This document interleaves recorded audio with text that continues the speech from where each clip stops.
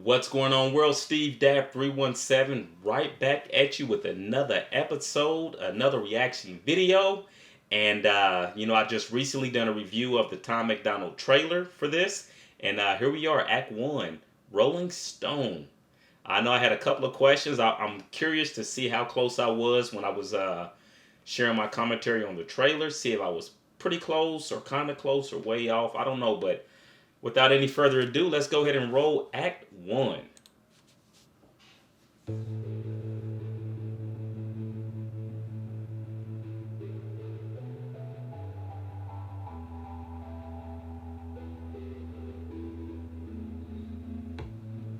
Fill the ashtray up, with blunts all weekend. I fill my bathtub up, with ice and tequila.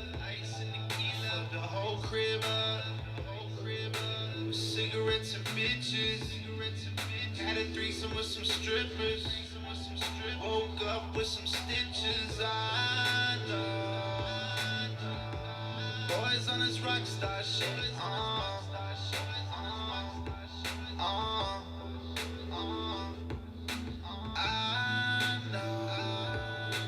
I'm headed for some Cobain shit.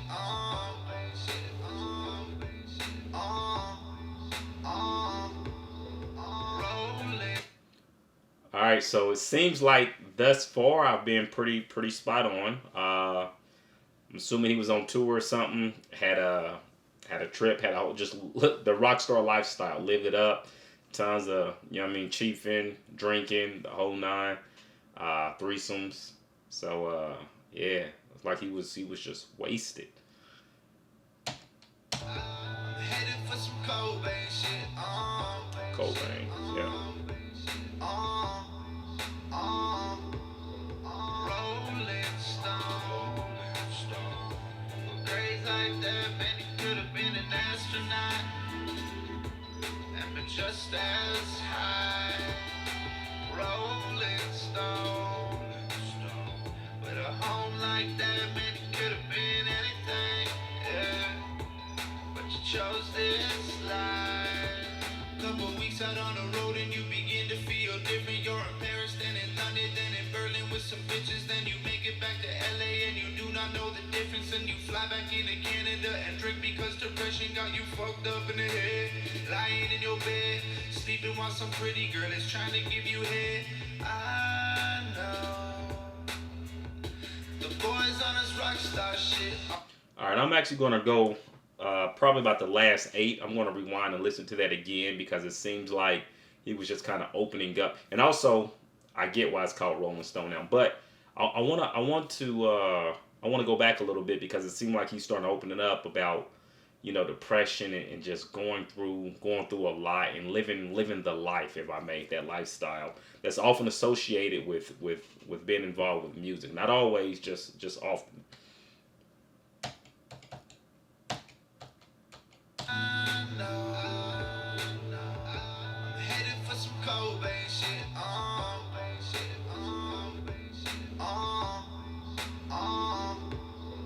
Rolling Stone.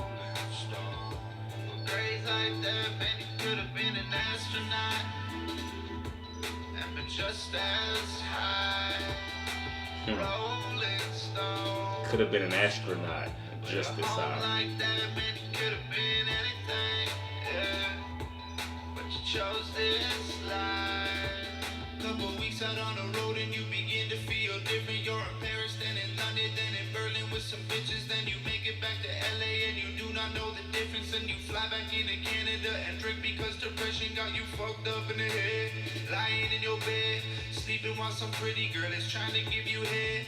I know the boys on this rock star shit. I lit the whole damn club up on a Sunday afternoon, and on Monday morning got a hotel room, and on Monday evening, man, I waited to the bouquet.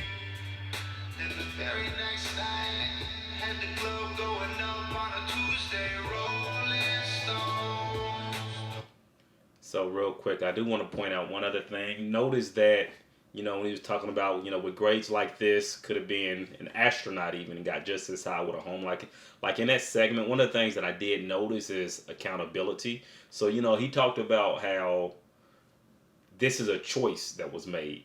And I think a lot of times in life, people people get to a point where they don't want to take accountability for their own actions. It's sometimes people can get to the point where they want to point fingers and blame everybody around them, which people around may or may not be a negative influence on us, but sometimes we forget to take accountability for the decisions and the choices we made. So just something that stood out to me. I'm gonna go ahead and drop back 10 and keep rolling.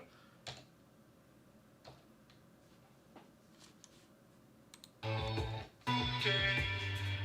Then the very next night, had the club going up on a Tuesday. Rolling Stones.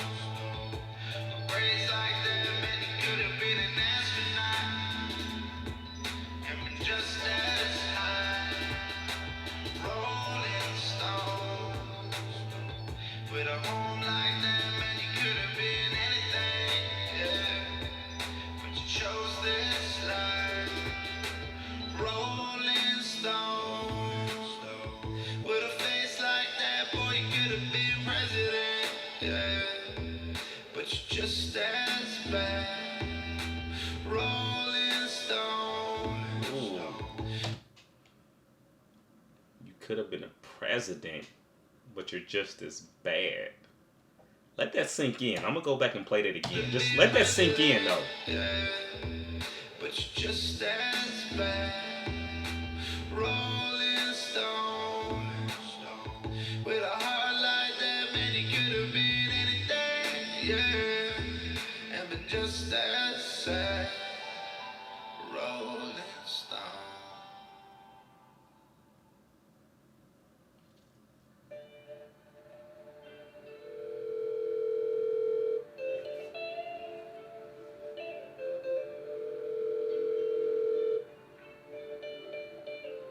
Hello, no one is available to take your call. Please leave a message after the tone. Hey, it's me. Just at the venue right now. Just getting ready to go on. And I really wish you would have picked up. Been having a real hard time up here lately. Just been drinking a lot, smoking too much, not sleeping, not eating right. Feel like it's starting to catch up with me, though. Man, it would have been real fucking nice to hear your voice. I don't know if I'm in such a good place. Anxiety is just out of fucking control. Just depressed. Just drinking. Just really wish I could have heard your voice.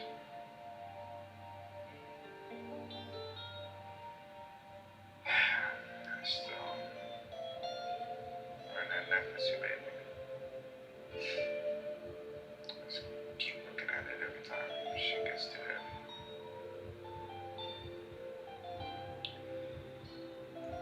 Fuck. Alright. I gotta get in there. There's people waiting on me and stuff. I hope everything's good back there. Just keep me in your prayers. I just want to get there in one piece.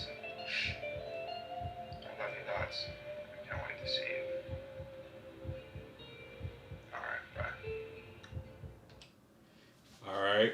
It was quite a bit to unpack during that message. I would have stopped it sooner on, but I didn't know it would be that long of a voicemail message. So I've got a question for you all. Like, is this in this video? Is he playing a role? Like, is he playing a character, or is these like is he reenacting or recounting events that have happened during his lifetime? Maybe while he was on tour or something. I don't know. So, or I don't even know if he was touring back when this song would have came out. So, like I said, if you know, put it down in the comments. I'm more or less just curious. even with like that voicemail message, it seemed so real. It seemed like a message. I could see someone actually leaving, and maybe it just got saved and then adding it into the video after the fact. Uh, but and then a part about wishing I could hear your voice, wishing you would have answered, wishing I can hear your voice. I think that sometimes, especially when any of us are in a very dark place, we have that individual or a handful of individuals who we just know that when we hear their voice, it's kind of like it brings us back. Helps bring back our awareness. It brings us back home at heart, if I may.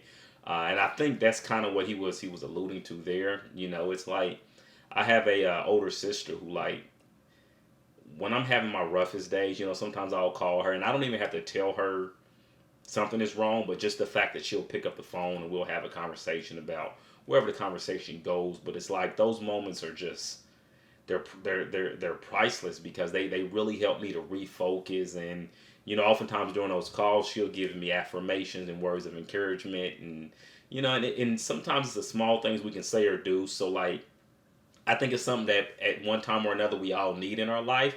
But likewise, like, if someone's calling you or me or any of us, and they're in a dark place, sometimes I think it's important that we make certain we aren't so critical and so focused on, hey, I can fix this. But sometimes just to give those positive affirmations and say things that'll kind of help them. Just sometimes they just need that jump start, that kick start to kind of get back on track. Never know where people are in life. You get a phone call, if you got time, answer it. I know talking on the phone is it almost seems ancient now. Seems like everybody's into social media and just texting or whatever. But I'm always up for a good old fashioned phone call as well. So.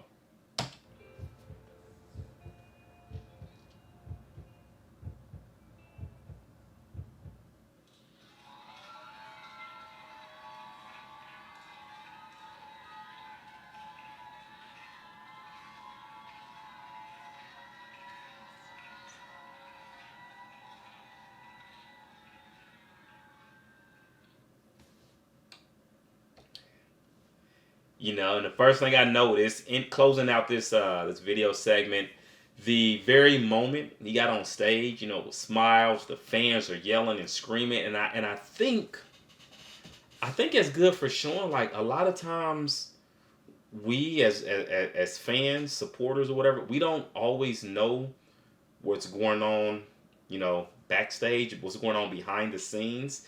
And I think sometimes people use various influences, whether it's drugs, whether it's alcohol, whatever it is, to kind of put on a mask, so we don't see what's really going on in their life.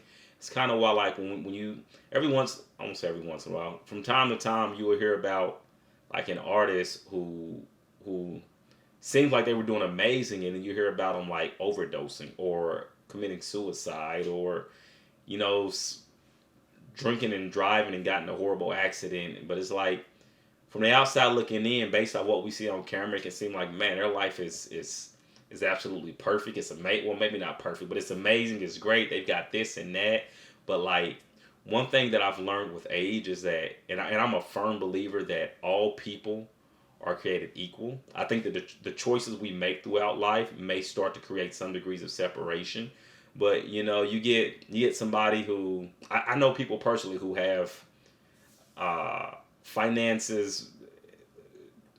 They're in a position in life where they literally don't have to they don't have to work a single day. They don't have to think about anything related to financials. Like, they're solid, they're good. But I also know some of them well enough to know the other side of their life and realize, like, there's a lot of stress and turmoil and other things that they're battling and fighting with. And I only say that to say, like, I hear a lot of people talking about, hey, I want to get to the bag, I want to make money, I want to do this, I want to be a millionaire or like, Jim Carrey, I think he said it best, and I'll paraphrase, but he said, I wish everybody could be rich and famous so they can see that's not the answer. And there's so much truth to that, because, like, I think what happens sometimes, we lose sight on being appreciative of who we are, where we are today, living in the moment, being appreciative for the individuals around us, letting them know that, hey, we care about you, we love you. we lose sight of that because we set these different goals and things, and we make that our absolute priority above all other things. And I'm not saying don't set goals, like be ambitious, set goals, but at the same time, kind of have your. It'd be nice if you can have a small circle of individuals who can help reel you back in if you start, drifting a bit. But anyways, that's what comes to mind while watching this. All my reaction videos, I tend to pause a lot. I tend to talk a lot, especially with these Tom MacDonald, because they always get me thinking. When I get to thinking, I talk more. I share those thoughts with you. If you're still here, that means you're probably a supporter, for which I definitely appreciate you. Do me a favor in the comments. Just say, hey, I'm a supporter. It will mean the world to me. But for now, Steve Dab, 317, and I'm out.